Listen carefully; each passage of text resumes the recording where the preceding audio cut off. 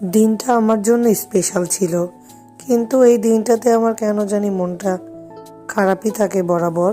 দিনটা স্পেশালের কারণটা বলে দিই। আজকে এই দিনে আমার জন্মদিন ছিল, বাট এই জন্মদিনের দিনই কেন জানি আমার মনটা অলওয়েজ খারাপ থাকে, সেটা আমি নিজেও জানি না। সো আসসালামু আলাইকুম, সবাই কেমন আছেন? আশা করছি সবাই খুব ভালো আছেন, বাট আমি ভালো নেই। আমার অনেক ঠান্ডা লেগেছে, গলাটা বসে আছে।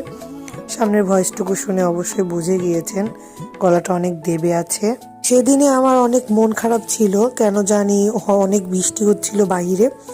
আজকে আমি ভয়েস ওভারটা অনেক পরে দিচ্ছি, এর জন্যই বলতেছি যে সেদিনে আমার অনেক মন খারাপ ছিল, বৃষ্টি ছিল, এগুলো বলতেছি। সো আমার ভাবি আমাকে একদম মন খারাপ থেকে ভালো করার জন্য বাসায় চলে এসেছে। তো আমি যেমন বাসায় পড়েছিলাম ঠিক অগোছলোভাবে ওই রকমই ছিলাম। তো ভাবি আসছে, আমি জানি না সে আমাকে সারপ্রাইজ দিতে আসছে। তো এইভাবে তো আর বসে থাকা যায় না, তাই একটু ব্যাগ থেকে লিপস্টিকটা বের করে জাস্ট লিপস্টিক দিচ্ছিলাম। আর এইদিকে তার ফুপা, তার হচ্ছে নুসাইব বুড়াকে, আহিল বুড়াকে দুষ্টামি, মানে তারা তো দুষ্টামি করতেছে, সেগুলোর সাথে তার ফুপাও সামিল হচ্ছে। আর দেখেন আমি লিপস্টিক দিচ্ছি, এটাও আমার ভাবি ভিডিও করে নিয়েছে। কি দুষ্টু বলেন। আর এইদিকে আমার সব ভাতিজাগুলো পাগল হয়ে গিয়েছে আমার জন্মদিনের কেক কাটা নিয়ে। সো আমি একটু হালকা পাতলা করে ভিডিও ফটোসগুলো নিচ্ছিলাম।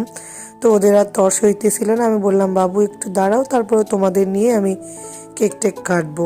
তো আমার ভাবি এইদিকে আসছে। আমার মন খারাপ ছিল ওই দিনকে, কেন জানি আমার খুবই মন খারাপ ছিল, বলে বোঝাইতে পারবো না। তো হঠাৎ করে আমার ভাবি বাসার নিচে এসে আমাকে সারপ্রাইজ দিছে, মানে কি আমার রুমে এসে সারপ্রাইজটা দিয়েছে। বাট আমি জানিই না সেটা সে আসবে আর এইভাবে আসবে। সারপ্রাইজ তো সারপ্রাইজ, অনেকে বলতে পারেন এটা আবার কেমন সারপ্রাইজ। ভাবিকে আমি ধন্যবাদ জানিয়েছি, আরও একবার ধন্যবাদ জানাচ্ছি যে আমাকে এইভাবে সারপ্রাইজ করার জন্য। আর ভাবি প্রতিটা ছোট ছোট বিষয়কে অনেক বড় করে তুলে, যেমন এটা অনেকের কাছে অনেক ছোট মনে হতে পারে যে সারপ্রাইজটা, বাট আমার কাছে বিশাল বড় মনে হয়েছে, এর জন্যই বললাম। ছোট ছোট হ্যাপিগুলো অনেক বড় করে দেয়, খুব ভালো লাগে। এর জন্য তোমাকে আবারও ধন্যবাদ জানাই তার জন্য। এইদিকে আমার ভাইয়ের ছেলে, আমার ছেলে অনেক খুশি। আপনাদের ভাইয়াকেও আমি একটু কেক খাওয়াই দিলাম, না খাওয়াই দিলে তো আবার রাগ করতে পারে।